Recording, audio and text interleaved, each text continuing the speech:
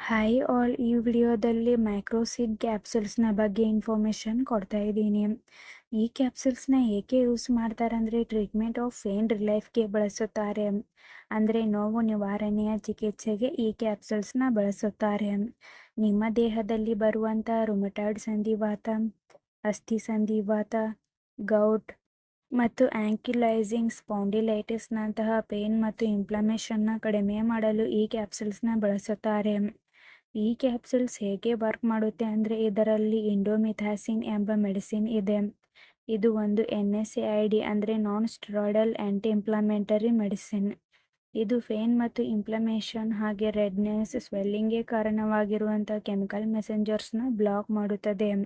ಈ ಕ್ಯಾಪ್ಸೂಲ್ಸ್ನ ಹೇಗೆ ಯೂಸ್ ಮಾಡಬೇಕಂದ್ರೆ ನಿಮ್ಮ ವಯಸ್ಸಿಗೆ ಅನುಗುಣವಾಗಿ ಡೋಸ್ ಮತ್ತು ಡ್ಯೂರೇಷನ್ನ ನಿಮಗೆ ನಿಮ್ಮ ಡಾಕ್ಟರ್ಸ್ ಅಡ್ವೈಸ್ ಮಾಡುತ್ತಾರೆ.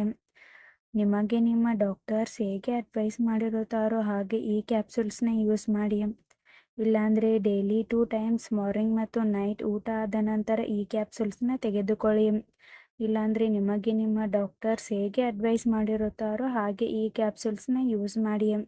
ಈ ಕ್ಯಾಪ್ಸೂಲ್ಸ್ನ side effects: vomiting, nausea, stomach pain, bleeding disorder, ತಲೆ ತಿರುಗುವಿಕೆ ಹೀಗೆ ಮೈನರ್ ಸೈಡ್ ಎಫೆಕ್ಟ್ಸ್ ಆಗುತ್ತದೆ.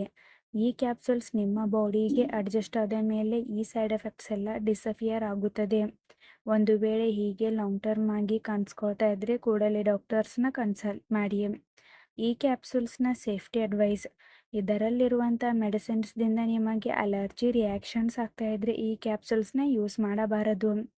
ಹಾಗೆ ಈ ಕ್ಯಾಪ್ಸೂಲ್ಸ್ನ ಆದಷ್ಟು ಅಪ್ಸೆಟ್ ಸ್ಟಮಕ್ದಿಂದ ತೆಗೆದುಕೊಳ್ಳುವುದನ್ನು ಅವಾಯ್ಡ್ ಮಾಡಿ. ಚಿಕ್ಕ ಮಕ್ಕಳಿಗೆ ಈ ಕ್ಯಾಪ್ಸೂಲ್ಸ್ನ ಬಳಸಬಾರದು.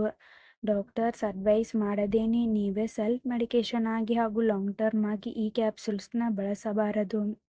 ಮತ್ತು ಅತಿ ಹೆಚ್ಚಾಗಿ ಈ ಕ್ಯಾಪ್ಸೂಲ್ಸ್ನ ತೆಗೆದುಕೊಳ್ಳುವುದರಿಂದ ಸ್ಟಮಕ್ ಬ್ಲೀಡಿಂಗ್ ಮತ್ತು ಕಿಡ್ನಿ ಪ್ರಾಬ್ಲಮ್ಸ್ ಬರುವಂಥ ಚಾನ್ಸಸ್ ಕೂಡ ಇರುತ್ತದೆ.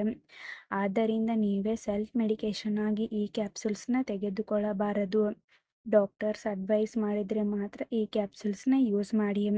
ಪ್ರೆಗ್ನೆನ್ಸಿ ಪ್ಲ್ಯಾನಿಂಗ್ ಮತ್ತು ಬ್ರೀಸ್ಟ್ ಫೀಡಿಂಗ್ ವುಮೆನ್ಸ್ ಈ ಕ್ಯಾಪ್ಸೂಲ್ಸ್ನ ಡಾಕ್ಟರ್ಸ್ ಅಡ್ವೈಸ್ ಮಾಡಿದರೆ ಮಾತ್ರ ಯೂಸ್ ಮಾಡಿ.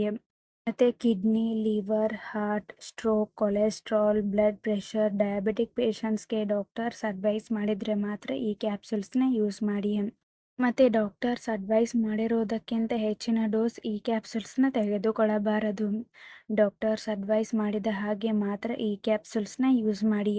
ಮತ್ತು ಯಾವುದೇ ಮೆಡಿಸಿನ್ ತೆಗೆದುಕೊಳ್ಳುವ ಮೊದಲು ಡಾಕ್ಟರ್ಸ್ನ ಕನ್ಸಲ್ಟ್ ಮಾಡಿ. ಈ ವಿಡಿಯೋ ನಿಮಗೆ ಇಷ್ಟ ಆಗಿದ್ದರೆ ಲೈಕ್ ಮಾಡಿ, ಕಮೆಂಟ್ ಮಾಡಿ, ಶೇರ್ ಮಾಡಿ. Thank you.